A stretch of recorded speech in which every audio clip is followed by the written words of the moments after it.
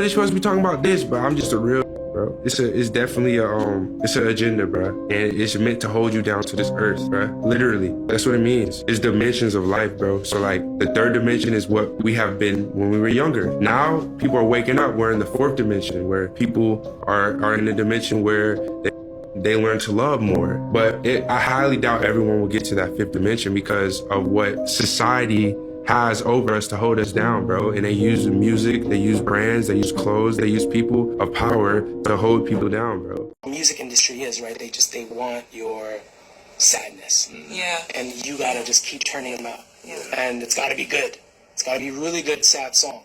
For it to be really good, you have to be sad, you know? A lot of people don't realize what energy harvesting is, and it's very simple.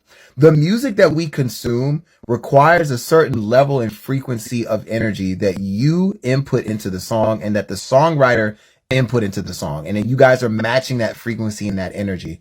If the songwriter was sad and depressed when they wrote it, you are sad and depressed while listening to it. And it's a cycle and a feedback loop where millions and millions of people keep feeding into this song, and the music industry, the people at the top know that you guys will keep feeding into it, the artists will keep making it, and they will keep making money. Jimmy on the beat, boy. Let's get high, yeah, you know I'm about to roll. Let's get please, yeah, you know I gotta pull. Let's live life, live once, I'm about to turn up. Get fly, oh for sure, it's about to go up. Let's get high, yeah, you know I'm about to roll. Let's get please, yeah, you know I gotta pull. Let's live life, live once, I'm about to turn up. Get fly, oh for sure, it's about to go up. Roll my blunt and pass my lighter. Family, we are back. I want to thank you all for being here for sure. It does mean a lot. Let's get these numbers back up. Let's interact with the videos, interact with the channel. What you get where I'm going with it. Anyways, we're about to discuss Latto. And as you've seen in the beginning of the video, people were talking about music. You heard what The Weeknd said, for sure. And it kind of makes me think about how Future always made music after a breakup. And I used to tell my homie, like, man, I feel like Future gets into relationships just to have some musical content. And I think I might be right about that. Like The Weeknd said, they want your sadness. I've always felt like Future got in these relationships to create a certain sadness, because after breakups, he would come out with this music. And I told people back when, oh my goodness, Casino got arrested. I say Future about to come out with some music. Mark my word. He came out with some of the best music ever. And what was so crazy about it, you could tell he was in a different space because he wasn't even talking about Yerkes or lean or none of that. But you had to pay attention to the songs though, and the titles, the hooks. Yeah. Anyway, we're about to talk about Latto real quick. She said some things that could really probably get her banned from the industry, on top of having a baby. Yeah, check out this clip, y'all. I would say like 80-20, 20 being real issues. So most of the shit we see is people trying to get a promo moment, get a post, I think it's very like centered around rollouts and centered around fan pages and blog driven type shit. In reality, don't nobody got no real smoke. Now, are you exhausted by it? What's your true feelings about? I'm exhausted for real. Like, I'm so over the beef. Like, I'm gonna put this out there. Latto don't got no problem with nobody. I'm so over the beef. Like, I feel like life is too good right now. What did I say earlier? High vibrations only? Like, dead ass high vibrations only. Like, that shit too low vibrational for me. Like too good. At the same time, when you say lines like ice, when ice melt, it's just gonna be water. But that's not beef though. That's art to me. I like that. But aren't people gonna say you talking about somebody when you say that? Or there's another line on the album where you say somebody's face look old or something. They gonna think you talk. But I think art is up for interpretation, and that's the beauty of it. It's like, but in real life, it ain't. In real life, it ain't no beef. Now, as an MC who is willing when anybody wants to talk, how do you? And I think some of that gets lost too, where some of it is just rappers rapping and talking shit and saying slick shit just to be saying slick shit.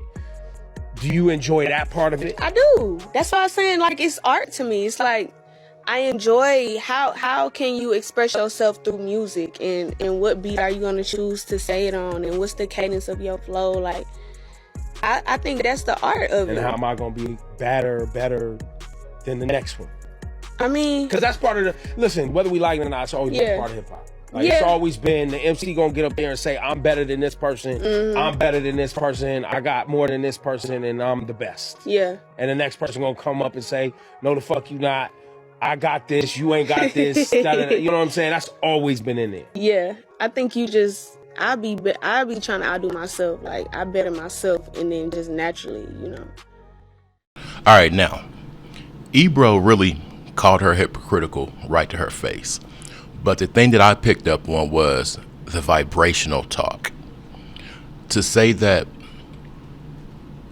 a lot of the industry, or the people within the industry in a certain sect of music, that the beefs are fake and this and that is fake and everything's pretend so that they can have a nice rollout, that's saying too much, even though people know it. Latto has a lot of influence over a lot of women, believe it or not. And when she says certain things, it's going to resonate with these women. And that's saying entirely too much. They're saying that the beef is staged majority of the time. And she said 80%. It's an 80-20 factor. But when she said that a lot of the music is based on low vibrational things and stuff like that, that's not what the higher ups want to hear. Not at all. They know it, the people know it, but when you take your platform and influence, you go out here and reiterate that same sentiment, come on, man. It's not going to sit well with these people. This woman is going to have to embarrass herself soon. Mark my words. Mark my words, if she hadn't already. When you look at the industry and the one-eye imagery that 90% of these artists do, it's really concerning. And honestly, they've been out with this ever since the early 2000s, but some people just refuse to believe it. They put this stuff into their music and interviews and photo shoots that they do. And I even think that recently Teyana Taylor has joined the club, if you know what I mean, allegedly. It even seems like they've gotten some of the Disney stars. And I was looking at some of Zendaya's pictures, and she has a lot of one-eye imagery as well in her photo shoots.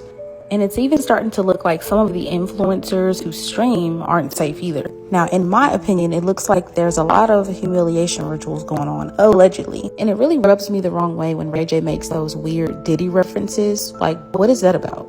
And even Raven Simone touched on that subject too, about how the industry mostly is on the down low.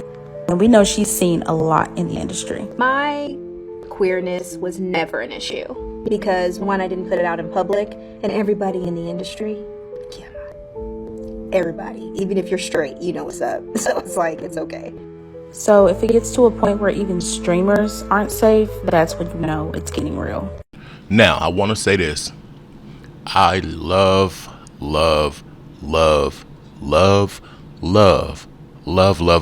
Teyana Taylor, but she's so far gone. And the reason I say it like that is we had some personal dealings. I'm not going to go too deep. I'm not going to go too far with it. But I love that woman. Yes, I had to light up. I had to. I love that woman. I love her energy. I love her personality. She is one of the most humble, down-to-earth celebrities. Women, period. But she's gone.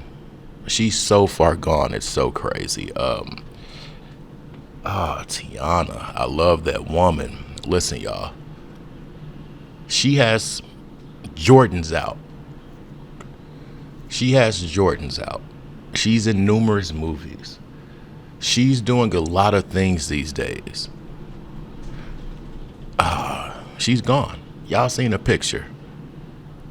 The one-eyed Symbolism. If you watch a lot of her music videos and things like that, you'll see things too. But at the rate she's going right now, I feel like she loves what she's doing and what it consists of to move up, allegedly. Teyana Taylor. But let's get to Raven Simone. She spoke out. And these are all things that these people don't want. They're confirming suspicions in this field of work about people in that field of work. And she simply said it.